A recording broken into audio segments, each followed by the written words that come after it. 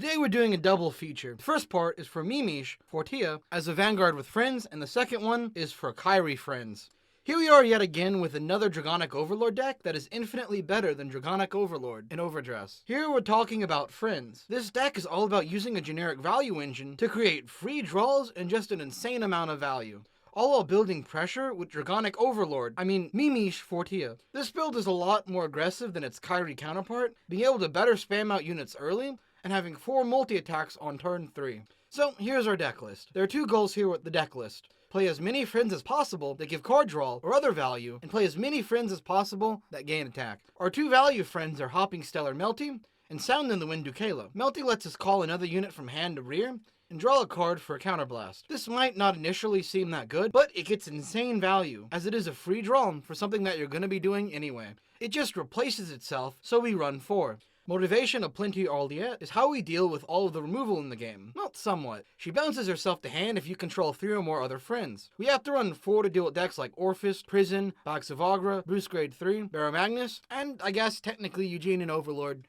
do count for what this plays against, but it's not like you'll need it. We have 3 attack gain units: Cheshire Smile Larissa, Ernest Stare Iveta, and After School is Always Yulia. Iveta and Yulia do the same thing of just being a booster unit. Yulia gives a full extra 5k, but is one of the units without the Friends ability. Iveta only gives herself plus 2k, but she does have the Friends ability. The full 5k guard is a lot better, so we do run full Yulia and 3 Iveta. Our big beat stick is Larissa. She gains 2k for each of our other Friends units. Because we're always gonna have 5 other friends, she'll hit for 20k easily. So she's a 4 of in the deck. We're running the default MiMish Fortia ride line because it's a free +1 with a free ride and it gives a free unit. This deck needs a lot of units. The free unit works a lot better than what the draw 3 gym ride line would be.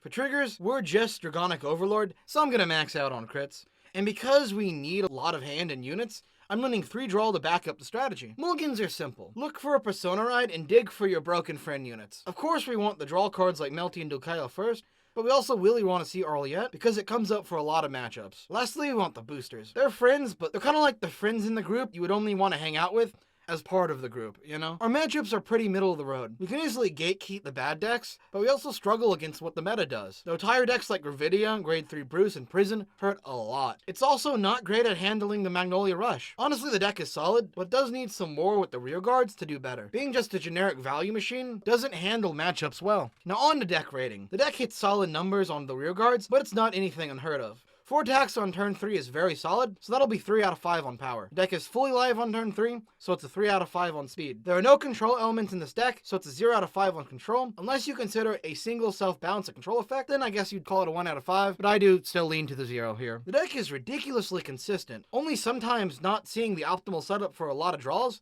but it always does see enough friends for the full shebang, so it is a 4 out of 5. As a general value engine, the deck can handle a lot. It's got a little bit of self-bouncing, but it's not overly flexible. 3 out of 5 on versatility. This is a nuts value deck. Unfortunately, Nirvana still draws way more and does more stuff, so this deck is capped to a 4 out of 5 on value, but you're still going crazy on draws. On the tier list, I'd put this deck as a solid high C tier. The deck is just barely in the stronger half of decks in the game. If it wants to be higher, the deck just needs to do more, like every other higher deck on this list. Decks like Magnolia can attack more. Decks like Prison can put more pressure on the opponent by ripping out a hand. It's solid, but it's just not enough. Kairi is somehow in a much better position to abuse friend support. Kairi by default gives 5 attacks and triple drive turn 4. Kairi also doesn't use counterblast, freeing up more counterblast to spam out friend's draw skills. What's probably the biggest benefit to Kairi is that all the self-bouncing it does plays extremely well into the meta. If the deck is piloted right, you can leave no or very few units on board on your turn 2, and despite still having 2 or 3 attacks. All in all, we have a very similar deck to Mimi, but with 1 more attack, the same number of drive checks, and an easier to use friend engine, and 5k to the entire board. All at the cost of waiting till turn 4 to go all in. Seems pretty nuts to me. So here's my deck list for Kairi. We're only running the front row friend givers, because unlike in Fortea, we don't need to have 6 friends, and can instead focus on abusing their skills. We're running Hopping Stellar Melty, and Sound in the Wind Duclea for draws. It's good to remember that Melty is live on turn 2, letting us use that early counterblast for a bit of extra value. We don't need it for Vanguard skill. We can also bounce Melty back to hand with our ride line Vanguard Cura.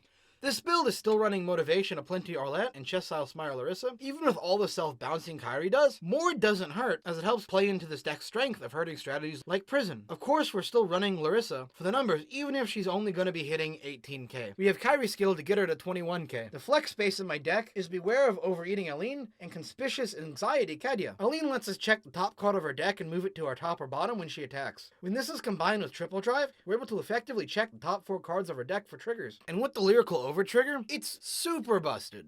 Aline shows up in a lot of builds for Kairi, and it's very easy to see why. Kadia is a very simple 15k booster the turn she's placed. On a grade 4 turn, she's a 20k booster, and having that option open to you makes the card's inclusion justified for a finishing turn. It's not always your best option as it's not good in grind games, but remember that core boosting Larissa is at least 41k, and that's very hard to guard. We're going with the default Astesice ride line. Originally, this ride line was probably the weakest out of the lyrical decks, but the new Friends engine gives it a place to shine. It's a very clean call a grade 1 from drop, and bounce a rear guard to hand on grade 2 swing. I'm also running 8 crit in this build. There's an argument for 4 fronts in the deck, but I think this deck hits numbers already, and being able to turn up the pressure with crits and defensive draws is, my opinion, optimal. Mulligans are pretty simple. Make sure you have a Persona ride.